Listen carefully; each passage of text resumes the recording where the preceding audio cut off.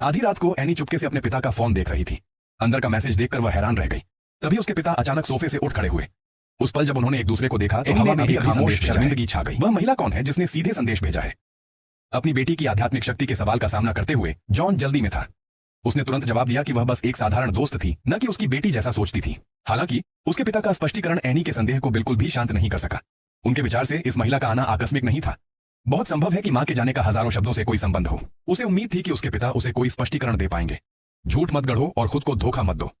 अपनी बेटी को इतना जिद करते देख जॉन समझ गया कि अब वह उसे टाल नहीं सकता। सौभाग्य से उसने वह विषय बता दिया जिसका वह जिक्र नहीं करना चाहता था। पता चला कि शादी टूटने की वजह यह अजीब औरत नहीं बल्कि एनी की मां का उनके माता पिता को छोड़ देना था। 3 साल बीत चुके हैं। जॉन आखिरकार तलाक के धुंध से बाहर आ गया और उसे एक नई नियति मिली कि वह अपने माता पिता को स्वीकार करने को तैयार हो गया। उसे उम्मीद थी कि उसकी बेटी उसके पिता बनने का कारण समझ पाएगी। आखिर तलाक का मतलब जिंदगी भर का रिश्ता तो नहीं होता। उसे भी नई खुशियां ढूंढने का हक है। अपने पिता की बात सुनकर एनी एक लंबी खामोशी में डूब गई। उसने अपना फोन कसकर हाथ में पकड़ा और अपने पिता से सोचने के लिए एक रात का समय मांगा। उसने सोचा कि कल क्या होगा और फिर फोन उसे लौटा दिया। अपनी बेटी के जाने के बाद जॉन को अपनी बेटी को दुख पहुंचाने का पछतावा हुआ और वह उसे समझना चाहता था। इसलिए जब एनी सो गई तो वह चुपचाप अपनी बेटी के कमरे में गया और अपना फोन ढूंढने लगा।